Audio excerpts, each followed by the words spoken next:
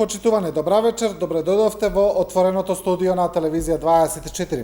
Како што веќе најавивме, првиот дел од емисијата ќе биде посветен на изборите, на сите прашања, предизвици и дилеми поврзани со изборниот процес за дента, но и за она што следува потоа. За тоа ќе разговараме со нашите вечерашни гости. Тоа се Никола Тасев, комуниколог, како и Газмент Ајдини, политички аналитичар. Господинот Тасев е тука со нас во студиото, а господинот Ајдини ќе го вклучуваме на Skype и ќе разговараме заедно во текот на емисијата. Господине Тасев, добро вечер. Добро вечер. Како што кажав, 15 јули веќе е закажан изборниот датум. Со каква понуда сега ќе излезат двете главни партии, условно кажано, двата главни политички блока, бидејќи има специфики за двете страни. СДСМ влегува во корона пандемијата со еден подобар, набилдан рейтинг, но сега како имаме полоши броеви, така ми се чини дека и рейтингот се влошува. Од друга страна, ВМРО-ДПМН не гледаме и дека нуди некое конкретно решение и самите направија доста грешки во текот на кризава. Така, со каква понуда ќе настапат и двете партии за изборите, како гледате на тоа? Ја не знам со каква понуда ќе настапат и двете партии, ја само сакам да кажам што народот бара од нив. Бара првен да престанат да лажат. И понудите што ќе ги направат да бидат реални, да можат да се исполнат и да бидат понуди за кои што народот ќе гласа, а потоа народот ќе го добие тоа назад. Знаете како? Едни избори се всушност како склучување на некој договор помеѓу гласачот и помеѓу политичките партии. Да земаме еден пример. Еве, вие овде во телевизијата имате договор со телевизијата. Тој договор има некакви права и обврски. Генерално, ако вие или телевизијата не ги исполните вашите обврски, секој од двете страни има право да го раскине договорот. Така и граѓаните. Имаат еден однос, склучуваат договор со партиите со тоа што граѓаните го исполнуваат своето. Гласаат за нив. Прашање е партиите, а најобично и најчесто партиите не го исполнуваат својот договор. Во овој случај сега, зошто велам дека барам и граѓаните бараат од нив? Да не лажат. Додат се реална програма. Прво, дел од програмите веќе успеавме да ги слушнеме затоа што претходно беа најавени изборите да се одржат во април. Сега гледаме дека пак ги актуализираат. СДСМ најавува 2 милиарди евра, некаква инвестиција, најавува патишта, најавува вакви вработувања, 100.000, такви плати и тоа. Јас исто сакам да им порачам, да не лажат, да бидат реални, нека го ветат она што може да го остварат. Затоа што кај нив е проблемот што и во изминативе 3 години се на власт, луѓето кога ќе ја ценат сегашната понуда, ќе гледат што исполниле од претходната понуда што ја ветија 2016 година. А сите знаеме дека не исполнија баш многу. Направија неколку политичко-уставни промени, кои што впрочем и не беа ветени во програмата, и направија, да кажеме, некакви подобрувања на стандардот, но не она што го ветуваа. Не направија патишта, не ги направија платите како што требаше да бидат на висината, не ги зголемија пензиите до таа мера до која што ја ветува и многу други проекти што беа ветени. Правото и правната држава, ми се чини исто. Од друга, правото и правната држава, корупцијата не е искоренија. Од друга страна, на ВМРО-ДПМН исто бе сакал да им порачам. Нека одат со реална програма. Нека ги понудат луѓето кои што можат да ја остварат таа програма.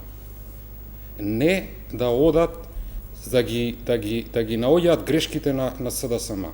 Тоа сите ние можеме да ги видиме грешките. Сите ги знаеме грешките на СДСМ затоа што ги има и премногу во овој период. Реална програма, луѓе кои што може да остварат таа програма. Само тоа народот може да го препознае и да го заокружи нивното бројќе и да го даде гласот за нив. Многу ќе им биде битно на двете партии да направат масовна излезност. Мислам, мое мислење. Но тоа ќе биде еден од главните предизвици. Моje мислење е дека се избрза со избори. Овие избори сега постои опасност да не го покажат вистинското расположение на народот и вистинското расположение на гласачите. Прво, многу од луѓето ќе се плашат да излезат на избори. Јас не зборам за гласачките машинерии на двете големи партии. Тие ќе излезат уште до 10-11 часот да изгласаат. Зборувам за неопределените, за оние кои што обично на сите избори ја прават и разликата. Ќе се плашат да излезат. Ќе има такви гласачи кои што ќе немаат стрпливост, како што слушаме, ќе треба да се чека по пола час, 2 часа во дворот на избирачкото место, за може да се влезе внатре, за да се изгласа. Дури и оние кои што нема да се плашат, и оние кои што ќе имаат стрпливост да чекаат по 2 часа, ќе имаат проблем при одлучувањето заради целиот овој период од карантини, полициски часови, набиена атмосфера, страф, умирања, заразеност, отпуштање од работа, лоша економија, да донесат одлука за следните 4 години. Тие ќе донесат одлука моментална. Излегов, дојдов, гласав да заокружам, ајде нека биде. Ние на овие избори нема да бираме влада за една недела. Нема да бираме власт ниту за 30 дена. На овие избори ние ќе запечатиме како Македонија ќе оди во следните 4 години. Затоа велам дека не требаше во овој период да се избрса со избори. Може би требаше да се најде начин како да се вратат старите пратеници, да се врати пак политичката влада и да се направи во редовниот термин во октомври или во ноември избори, кога се надеваме дека оваа криза со короната ќе се стиша. А да не забораваме исто така дека изборите се одржуваат среде сезона на одмори, 15 јули, доколку ситуацијава не се нормализира, очигледно дека нормална нема да биде, доколку едноставно кажано Грција ги отвори границите и дозволи влез на македонски туристи, не знам како исто така што ќе ги спречи луѓето да отидат во Грција после овој еден тежок ваков мачен период. Се уште да не заборавиме, за да се врати македонец во Македонија, после враќањето му следува 14 дена самоизолација. Се разбира, сега е така, но доколку се смени тоа, нормално. Но дали ќе се смени до избори е исто така прашање. Тешко. Видете ги бројките со короната. Тешко дека нешто ќе се случи. Ние се уште Македонија е црна дупка во Европа. Ја не знам како се случи да го дозволиме тоа. Црна дупка сме во Европа. Пред неколку дена излезе мапата на Европа, каде што во секоја држава имаше објаснето како можеш да влезеш и како можеш да излезеш. Само Македонија беше со црвено, кај што нит можеш да излезеш, нит можеш да влезеш. Тешко дека до 15 јули нешто ќе се подобри, така што луѓето ќе им останат тука, ќе си гласаат, ако успеат да ги извадат од дома за да гласаат, ако успеат да им понудат нешто интересно, за да можат луѓето да излезат да гласаат. Да, добро, од друга страна ми се чини дека и колебањето на ВМРО ДПМН да излезат на избори е помалку мотивирано од навистина нивната загриженост за здравјето на луѓето, како што велат, туку веројатно дека е повеќе мотивирано од рейтинзите. Како од друга страна опозицијата не успеа да изгради подобар рейтинг после реално толку многу грешки кои ги направи владата на Заев. Опозицијата мислам дека сгреши што одеше на варијанта да чека. Да чека власта да прави грешки. Мислам дека требаше порано, уште и пред корона кризата, опозицијата да реагира, да бара вонредни избори, да направи конкретни потези за да се смени власт. Сега, не знам какви се рейтинзите сега во моментот. Очекувам дека рейтинзите во принцип секогаш, како што во последните 20 на години биле, дека ВМРО има некаква одредена предност. Ако ги погледнеме сите избори наваму во независна Македонија, освен во 2002 година, кога СДСМ победи на избори, на сите останати избори ВМРО победува. Дури во 2016 година ВМРО победи, но СДС формира влада. Така што и за очекување ми е и сега дека на овие избори ВМРО ДПМН ќе има неколку пратеници разлика. Колкава ќе биде таа разлика и дали ќе биде доволна потоа да се договори со другите партнери за да направи влада, не знам, но знам дека рейтингот во секој случај со неколку проценти и ќе биде подобар од оној што го има СДСМ. Да. Од друга страна, корона пандемијата не е само здравствена криза, туку е и тешка економска криза, а по сите анализи економската криза допрва следи. Ова што сега се случува е само првична последица. Само според некои податоци, само во јуни имаме од 20 до 30.000 луѓе кои нема да земат плата воопшто. Сите оние компании кои не добиваат државна помош, но знаеме дека тоа е се на патерици, на штаки е тоа, се е тоа многу тешко. Последиците дури допрва треба да дојдат. Значи, кој е да дојде власт после сегашната економска неизвестност, следува најтешкиот дел. Која и да дојде власт сега на овие избори, нема да, моје мислење, нема да остане повеќе од една година. И дека на следните локални избори ние ќе имаме повторно гласање за парламентарни избори, затоа што ќе биде многу тешко во услови на посткорона криза да се менаџира стопанството и економијата и воопшто државата.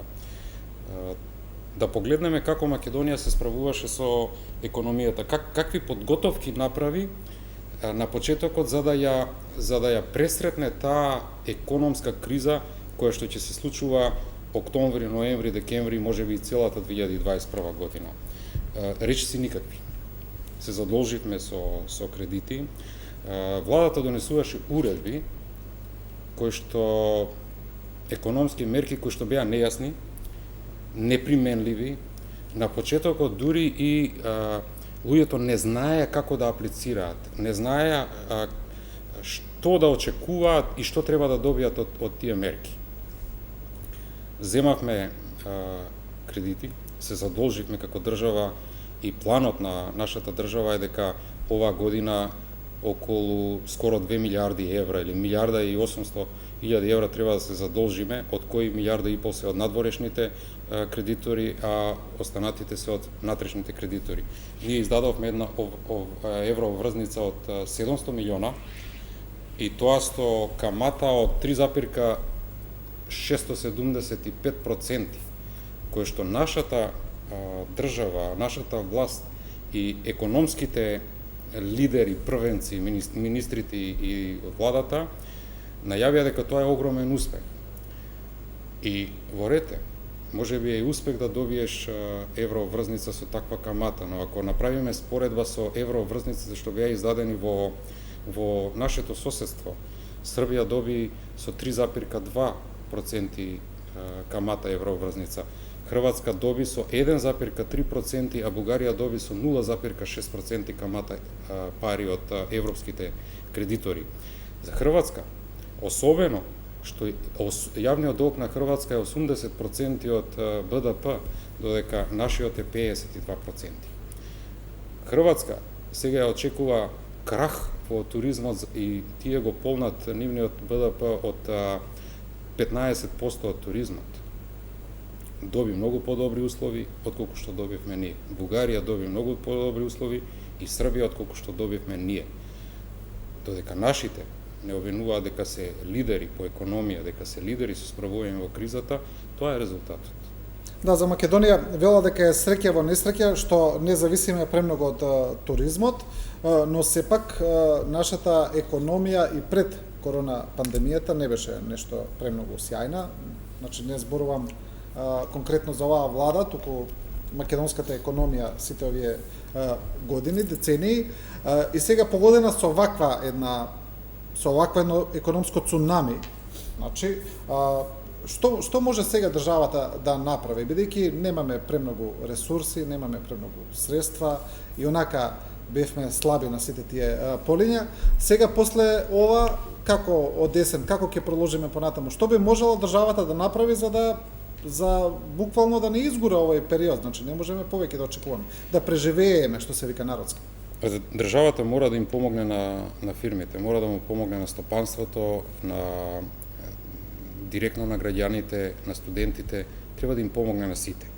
Ако државата целиот овој период, во изминатите 30, 50, 100 години, живеела од фирмите, сега треба таа да ја понуди својата рака, но со конкретни мерки. Конкретните мерки се давање директно пари во стопанството. Тие пари, кога стопанството ќе заживее повторно, ќе се вратат во државата. Колку е, никогаш не излегува во последниот период со една проценка, со една анализа, колку од парите што ги дадоа во претходните 2-3 месеца процентуално во колку фирми завршиле. Колку вработени имале од тие фирми кои што на некој начин добиле државна помош. Целата таа државна помош. Има некои бројки. Целата таа државна помош што ја дава не беше широко распространета. Тие мораше да дадат помош на сите фирми. Мораше да дадат помош на сите гранки. Мораше да дадат помош на поширок круг на луѓе, не само на одредени категории. Заради тоа што повеќе пари влизаат во економијата, толку полесно ќе се надмине целата криза, толку полесно назад ќе се враќаат парите и ќе се полни буџетот за повторно да може да се помага. Но, господине Тасев, сега сме во една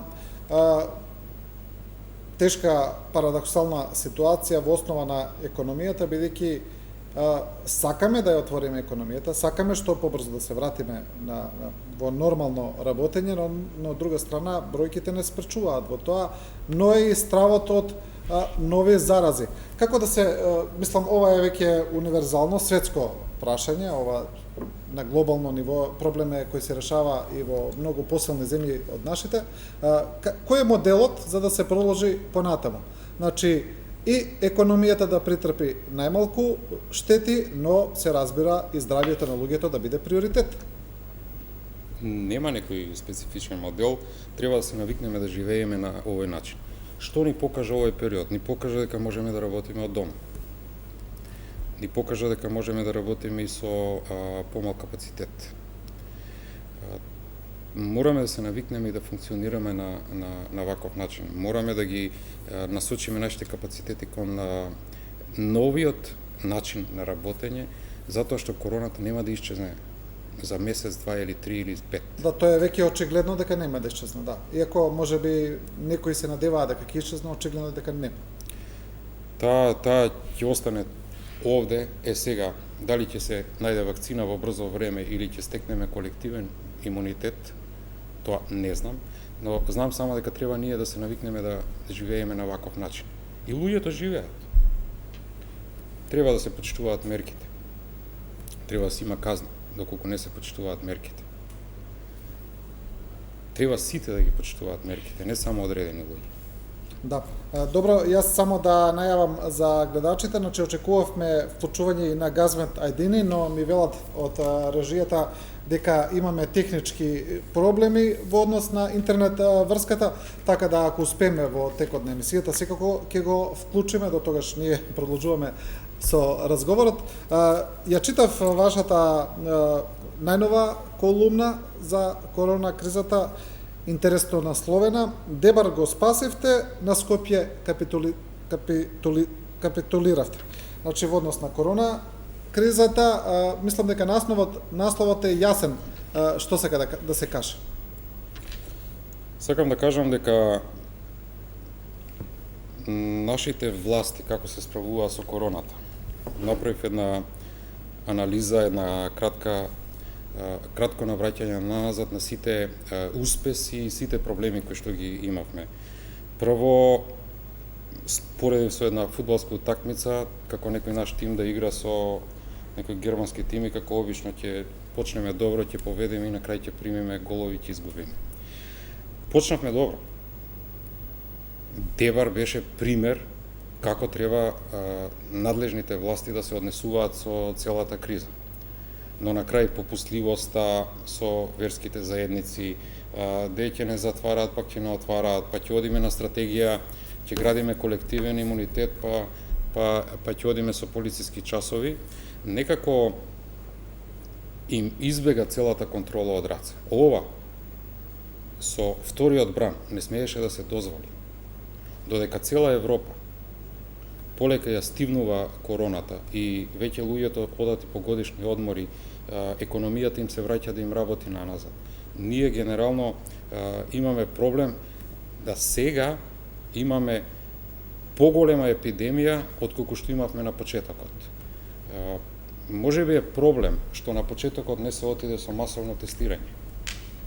Ако се види процентот на заразените од март, април и мај, процентот е ист, само што тогаш се правеле по 200 тестови, а сега се прават по 1000 и нешто тестови.